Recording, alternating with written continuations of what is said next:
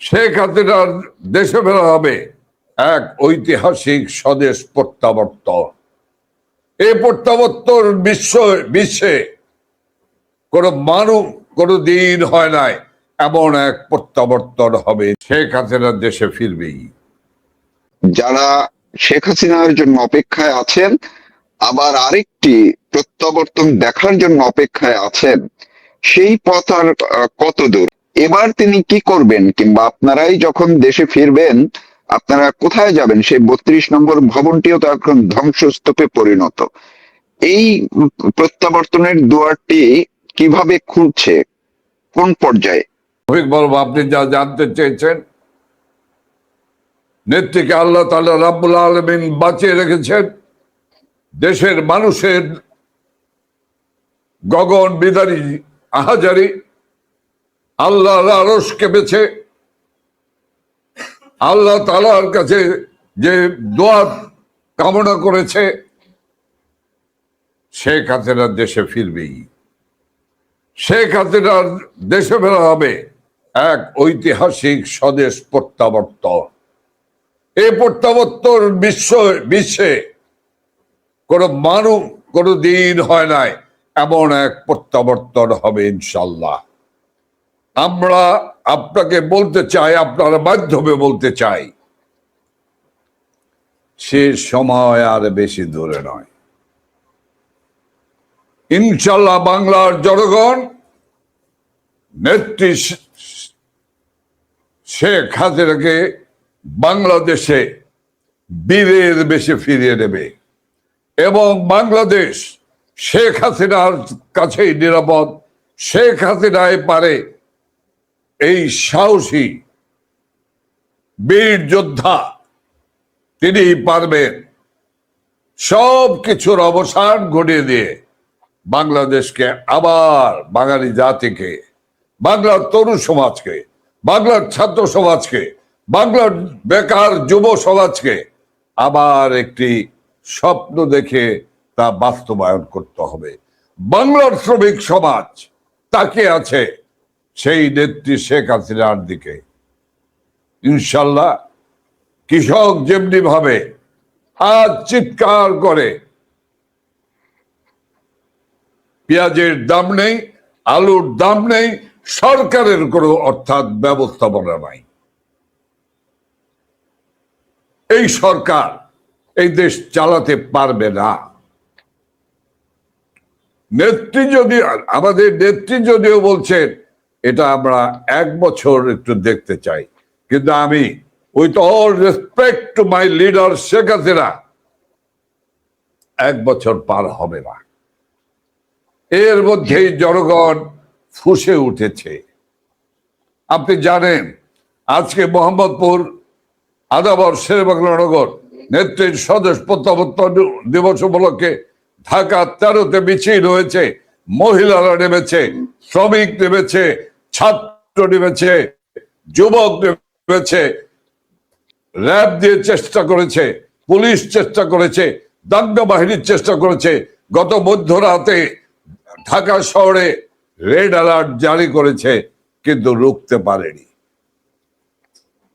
কাজেই ইনশাল্লাহ আমি একজন মুক্তিযোদ্ধা হিসাবে আমিও সেই দিনটির অপেক্ষায় আছি। আপনার প্রশ্নের উত্তরের এবং প্রশ্নের সাথে তাল মিলিয়ে আমি দেখে যেতে চাই। আমি সেই 32 নম্বর,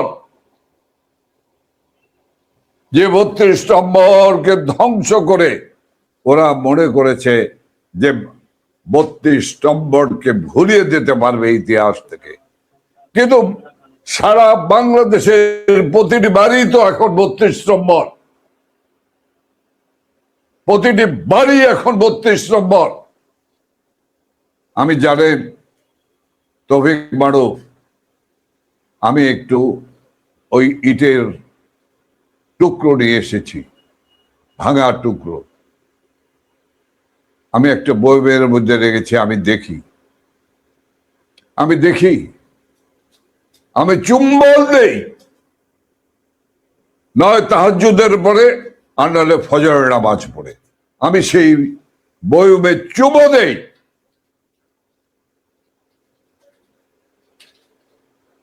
কোনোভাবেই কাউকে ছাড়া হবে না, কেউ রেহাই পাবে না। আর আল্লাহ তরফ থেকে বিচার, আমি সেই কথাগুলি বলতে চাই না। সে বিচারের তালিকা আমার কাছে আছে। আল্লাহ তাআলা রাব্বুল আলামিনের তরফ থেকে যে বিচার, সে বিচার তো আমার কাছে আছে। দেখেন, আমার লিডার শেখ হাসিনা একজন নামাজি পরেজগার মানুষ। তিনি ফজরের নামাজ পড়ে, ফজরের ওয়াক্তেই ফজরের নামাজ পড়ে, তারপরে নয় অজিফা পড়েন, আনালে কোরআন থেকে তেলাওয়াত করে দিনের শুরু করেন। কাজে এই নামাজি পরেজগার, এত বড় সৎ দেশপ্রেমিক, কেউ তো বলতে পারে না শেখ হাসিনা একজন অসৎ, কেউ তো বলতে পারে না, কোনো প্রমাণ দিতে পারে না শেখ হাসিনা অসৎ। কাজে সেই মানুষটিকে যারা অপমান করেছে, সে যে জায়গায় থাকুক না কেন, তার বিচার হবেই হবে ইনশাল্লাহ। হ্যাঁ, দেখেন, আমি এটি একটি গুরুত্বপূর্ণ বিষয়। আজকে একটি ভিন্ন প্রেক্ষাপট, 5ই আগস্ট 2024-এ যে মেটিকুলাস ডিজাইনের মধ্য দিয়ে এই ফ্যাসিস্ট খুনি, অর্থ লোভী, রক্ত পিপাসু ইউনূস যে দেশ থেকে শেখ হাসিনাকে বিতাড়িত করেছে, অনেক তথ্য আসছে আজকে যে কিভাবে নির্দেশ দিয়েছেন, কারা নির্দেশ দিয়েছেন শেখ হাসিনা 32 নম্বরকে ধ্বংস করে দেওয়ার জন্য, কারা সুধা সদনকে ধ্বংসস্তূপে পরিণত করেছে শেখ হাসিনার স্বামী, আন্তর্জাতিক খ্যাতিসম্পন্ন বিজ্ঞানী ডক্টর এম.এ. ওয়াজেদ মিয়া সুধা সদনকে রাস্তায় বিলীন করে দিয়েছে। দেখেন, আমি একটি কথা বলি আপনাকে, অনেক সময় তো পেরিয়ে গেল। ডক্টর ইউনূস এখন পচা একটি আলুর বস্তা, দুর্গন্ধ না শুধু, এটি কেউ ধরতে চায় না, ছুঁইতে চায় না, মাথায় নিতে চায় না। কারণ পচা আলুর রস যে একটা কষ বের হয়, এই কারণে এটা কেউ ছুঁতেও চায় না, মাথায়ও নিতে চায় না। কিন্তু দেশটা কোথায় দিয়ে গেল? দেশটা ধ্বংস করে দিয়ে গেল, দেশটাকে দাসত্বের শৃঙ্খলে আবদ্ধ করে গেল। দেশের যে আত্মমর্যাদা সৃষ্টি করেছেন বিশ্ব দরবারে আমার প্রিয় নেত্রী শেখ হাসিনা, সেই দেশটাকে দাসত্বের শৃঙ্খলে আবদ্ধ করলো। আমি আপনাকে বলতে চাই, প্রায় তার পরবর্তী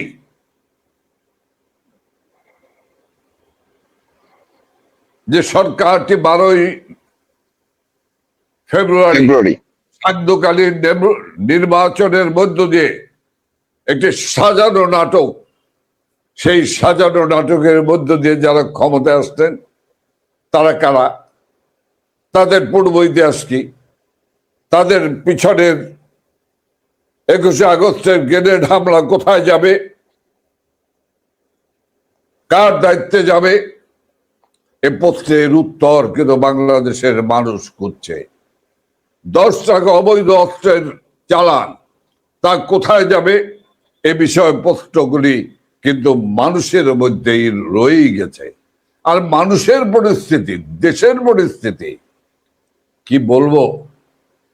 তৌফিক মারুফ, গতকাল আমাদের একটি ছেলে উখিয়া কক্সবাজারে, আব্দুর রহমান ছাত্রলীগের নেতা কর্মী, তাকে সে এই প্রায় 1 বছর পর তার মাকে একটু দেখার জন্য ঢুকেছিল, সঙ্গে সঙ্গে হুন্ডার গুন্ডা বাহিনী এসে সশস্ত্র গুন্ডা বাহিনী এসে বাড়িটি ঘেরাও করে তাকে মারধর করতে চায়। সে বাঁচাও বাঁচাও বলে, মা মা বাঁচাও বলে চিৎকার করেছে। মা ঝাঁপিয়ে পড়েছে তার সন্তানকে বাঁচানোর জন্য। সেই মাকে নির্মম নিষ্ঠুর ভাবে পিটিয়ে তার সামনেই হত্যা করেছে। আপনি বলুন তো, আমার প্রশ্নের উত্তরটি আমি রেখেই গেলাম, এই সন্তানটি এখন কি চায়? এই সন্তানটি কি আর বেঁচে থাকার কোন যৌক্তিক কোন কারণ আছে? এই আব্দুর রহমান তার মায়ের হত্যাকারী যারা, তাদের বিরুদ্ধে প্রতিরোধ গড়ে তুললে কি সেটা ভুল হবে? কাজে সারা বাংলাদেশ তো এভাবে বহু মা হাজারো লাখো মানুষকে হত্যা করেছে। 2800 জন 308 জন পুলিশকে হত্যা করেছে। গর্ভধারিণী পুলিশ কনস্টেবল তাকে হত্যা করেছে। চিৎকার করে বলেছে আমার পেটে বাচ্চা, আমাকে বেরো না, তাকেও পুড়িয়ে মেরেছে। এই ইতিহাস বলে শেষ করা যাবে না, সময় কম। কিন্তু আমি শুধু বলবো যে ইনশাল্লাহ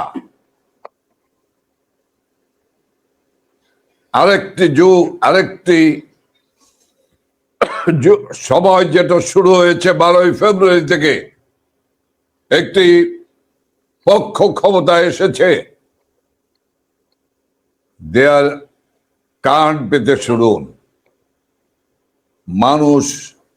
মানুষের ধিক্কারে, মানুষের ছিচিতে, মানুষের ট্রলে মানুষ বুঝতে পেরেছে যে একটি অনভিজ্ঞ সরকার, একটি অশিক্ষিত সরকার, একটি পরিকল্পনাবিহীন সরকার, এই সরকারকে দিয়ে এই দেশটি চলবে না। এবং আমরা জানি তাদের উপদেষ্টারা ফ্যাসিস্ট উপদেষ্টারাই বলেছেন যে আমরা বিএনপি এবং জামাতের সঙ্গে আলোচনা করেই এই চুক্তি করেছি। কাজে কেউ দায় এড়াতে পারবে না। সবাই কথা বলবে। তো জি, অনেক ধন্যবাদ আপনাকে আজকের এই দিনে। আপনি যতটা সময় দিলেন, আমরা জানি যে কিছুক্ষণের মধ্যেই বাংলাদেশ আওয়ামী লীগের প্রোগ্রাম আছে, সেখানে দলের সভানেত্রী শেখ হাসিনা বক্তব্য দিবেন। আপনিও সেই প্রোগ্রামে অংশ নেবেন। আপনি এই ব্যস্ততার মধ্যে আমাকে সময় দিয়েছেন এবং আপনি যে কথাগুলো শেষ দিকে বললেন, অবশ্যই বাংলাদেশের নতুন প্রজন্মের মানুষকে এই কথাগুলো খুবই শোনা জরুরি হয়ে পড়েছে। এবং যারা অপেক্ষায় আছেন, যারা বাংলাদেশকে আবার মুক্তিযুদ্ধের বাংলাদেশে দেখতে চান, যারা অপেক্ষায় আছেন শেখ হাসিনার নতুন এক প্রত্যাবর্তন দেখার জন্য, সেই বিষয়টি নিয়েও নতুন করে সাহসের সঞ্চার করলেন অ্যাডভোকেট জাহাঙ্গীর কবির নানক।